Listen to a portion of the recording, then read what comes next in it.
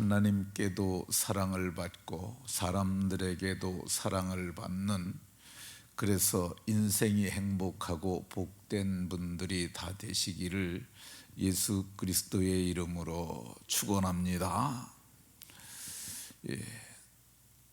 사람들 중에는 비난을 받는 사람들이 있어요. 이 사람들이 다 압니다. 왜 그러냐면 사람들이 영물이기 때문에 다 알아요.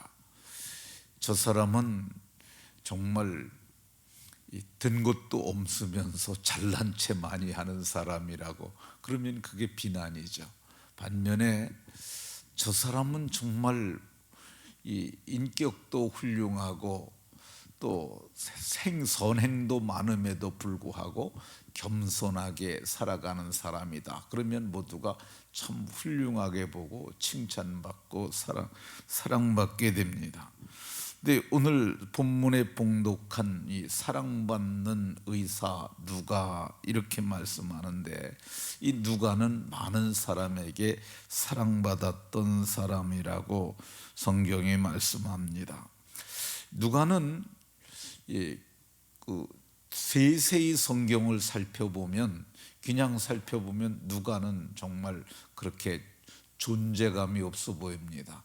그런데 성경을 세세히 살펴보면은 누가는 정말 큰 사람이고 학문이 많은 사람이고 겸비한 사람이고, 이분은 정말 사랑받을 만한 사람이다, 이렇게 생각이 듭니다.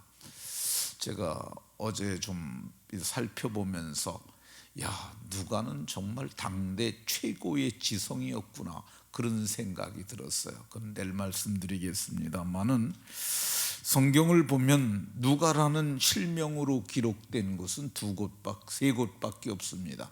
본문에 한 번, 디모데후서에 누가만 나와 함께 있느니라, 그리고 빌레몬서에 안부 전하하면서 누가가 문안한다, 이렇게 말합니다.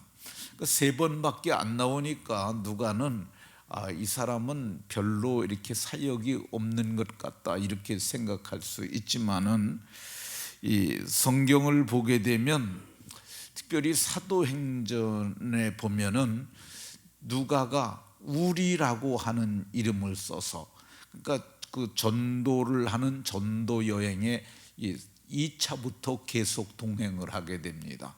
그러니까 2차부터 동행해 가지고 계속 동행을 해서 순교할 때까지 함께 했던 것으로 보입니다. 그러니까 이 누가는 정말 자기를 드러내지 않고 섬겼던 것으로 보여져요. 누가가 최초의 믿음을 가질 때에는 최초의 만남은 아마도 사도행전 12장, 13장에서 만나게 된 것으로 보여집니다. 왜 그러냐면은 이 바나바가 비시디아 안디옥에서 목회를 하게 됐는데 사람의 수가 너무 많아진 거야. 근데 이 깊은 학문이 바나바에게는 없었어요. 그때 자기가 생각난 게 뭐냐면 이 사울이죠.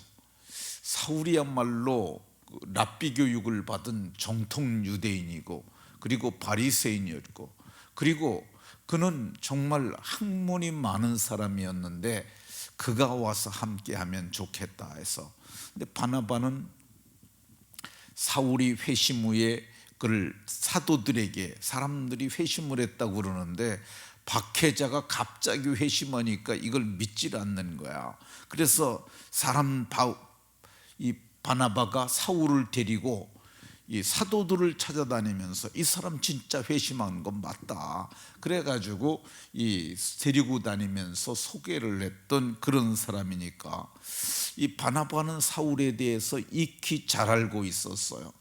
그래서 그를 데려다가 그가 비시디아 안디옥에서 1년간 큰 무리를 가르쳤는데, 아마도 그때 거기서 말씀을 들었던 사람이라고 생각이 되어집니다. 그러니까 이 사울에게 1년간 제대로 된 공부를 한 그런 사람으로 보여집니다.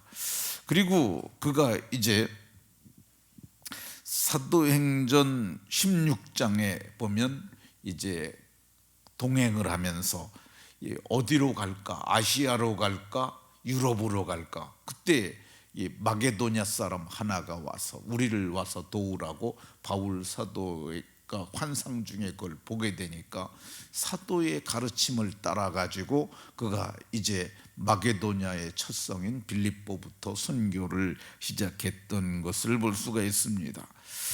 이 2차 전도 여행을 마치고 그 2차 전도 여행은 한 2년 정도 어간으로 봅니다.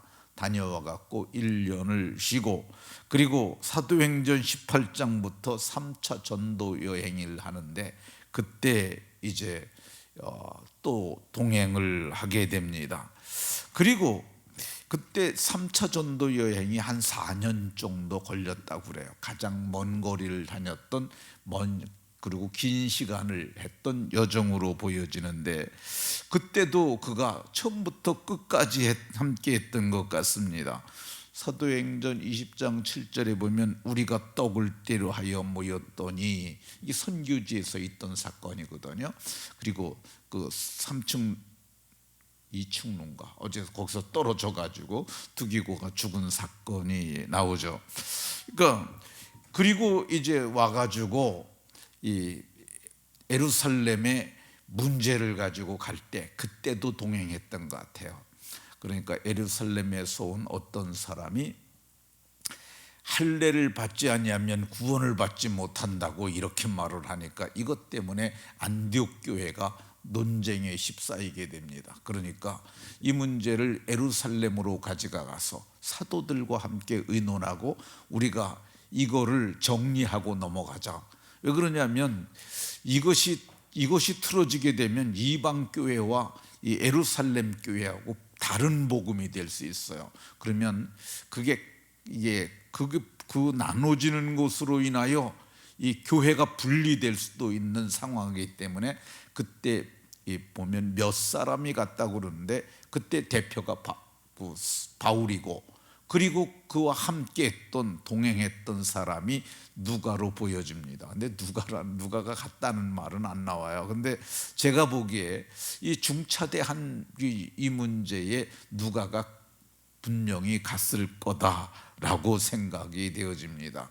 그리고 그 후에 이제 바울 사도가 이제 붙잡히게 됩니다. 붙잡혀서 그 유대인들이 그를 고소했으므로 그가 이제 해서 이 예루살렘에서 여기저기로 다니면서 마지막에는 그 가이사라라는 곳에서 벨릭스 총독 아래에서 감옥에 구금이 됩니다.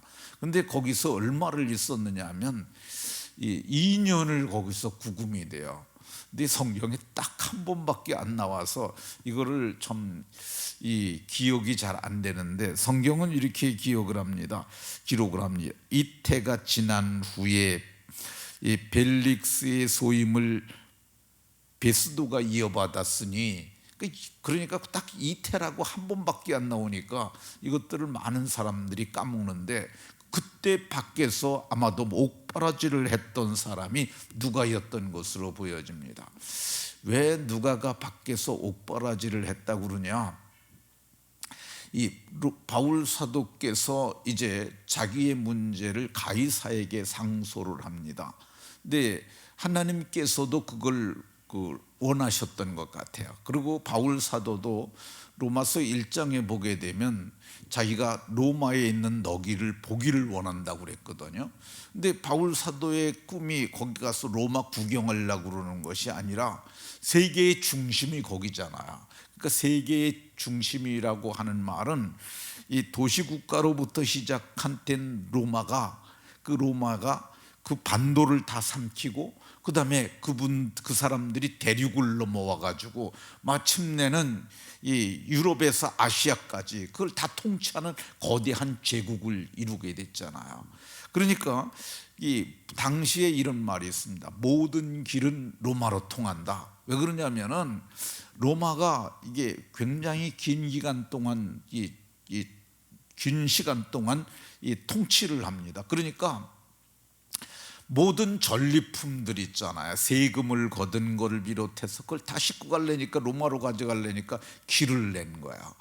그리고 또 하나가 있는데 그게 이 알렉산더로부터 알렉산더가 이제 그 문화를 가지고 알렉산더가 그 고레스 제국을, 키루스라고 세속사에서는 얘기를 하는데, 그 대제국을 무너뜨리잖아요. 근데 그거 무너뜨리면서 그게 그 언어적 통일을 가져옵니다. 그때 이제 가장 그 시대에 우수했던 언어가 헬라어라고 얘기를 하는데, 그래서 모든 행정을 그거로 하게 돼요. 근데 이 바울 사도는 헬라어를 능하게 했을 뿐만 아니라, 그리고 당시 헬레니즘이라고 하는 사상적 이해도 있었고, 그리고 로마에 복음이 들어가야 로마로부터 전 세계에 복음이 전파되니까, 그래서 바울 사도께서는 로마를 가기를 원했던 것으로 보여집니다. 그래서 근데 로마로 가는데, 이게 바로 바울 사도가 이제 로마로 가는 배를 타고 가는 일정이 나올 때 바로 같이 갔어요. 그러니까 늘 옆에서 옥바라지를 하지 않았으면 동행하기가 쉽지 않은 여행인데, 바로 그가 갔던 것을 볼 수가 있습니다. 그래서 사도행전 28장에 보게 되면 멜리데 섬의 구조가 됐는데, 그때 여기 죄수들과 같이 가는 그 호송선에도 그가 같이 탔어요. 우리가 구조된 후에, 우리라고 얘기를 하잖아요. 그러니까 그 호송선에도 누가는 함께 가면서 바울 사도를 옆에서 섬겨줬던 것을 볼 수가 있습니다. 그리고 28장 16절에 보면 우리가 로마에 들어가니, 근데 로마에 들어갔는데, 로마의 그때 구금의 형태가 여기 나오는데요. 바울에게는 자기를 지키는 한 군인과 함께 따로 있게 허락하더라. 근데 구금은 구금인데 가택연금이에요. 가택연금. 그러니까 이 부분에 대해서 사람들이 이렇게 얘기를 합니다. 로마에 상소한 죄수들이 너무 많아서 그 사람들을 가둘 감옥이 없어서 가택연금들을 했다라는 얘기가 있고, 그리고 또 하나는 바울 사도가 중죄수가 아니기 때문에, 뭐 종교에 관한 문제고 형사범도 아니고, 그러니까 특별히 정치범도 아니고, 그러니까 그 감옥도 좁은데 굳이 거기까지 가둘 필요가 있겠느냐. 그래가지고 가택연금을 했는데, 가택연금을 했지만은 집 밖에는 절대 못 나오게 했고요. 그리고 거기서도 사슬에 매였다고 성경에 나와요. 사도행전 28장에 보면 사슬에 매였다고 얘기를 하고, 이 에베소서 6장에 보게 되면 바울 사도께서 내가 갇혔는데 그때 착고에 채웠다는 말이 나와요. 그러니까 가택연금이긴 하지만은 이게 몸을 이렇게 묶어놓고 연금된 상태로 있었던 것 같습니다. 그럼에도 불구하고 다른 사람을 만나는 그거를 허락을 해서 많은 사람들에게 복음을 전했는데, 이걸 누가 함께 했느냐? 누가가 끝까지 함께 했던 것으로 보여집니다. 그러니까 누가는 이 2차 전도 여행을 AD 50년경에 시작을 했는데, 이 바울 사도께서 68년경에 순교했다고 얘기를 하니까, 길게 보면 18년 정도를 함께 했고, 적게 보아도 15년 정도는 함께 했다. 그러니까 최초 알게 된 것부터는 20년이 넘는 그런 기간으로 보여집니다. 그러니까 이 사도행전이라고 하는 그 기록이, 오늘 여기까지만 하겠습니다. 그러니까 그 기록을 함께 해서 잘하는 사람이 누구였느냐? 그게 바울 사도였습니다. 그러니까 바울 사도는 누가였습니다. 누가는 어떤 사람이냐? 누가는 끝까지 함께하는 사람이었습니다. 끝까지 함께하는 사람들이 사랑받는 사람이고 그런 사람들이 좋은 일꾼입니다. 믿음을 변치 마시고 끝까지 함께하는 그런 복된 분들이 다 되시기를 주 예수 그리스도의 이름으로 축원합니다.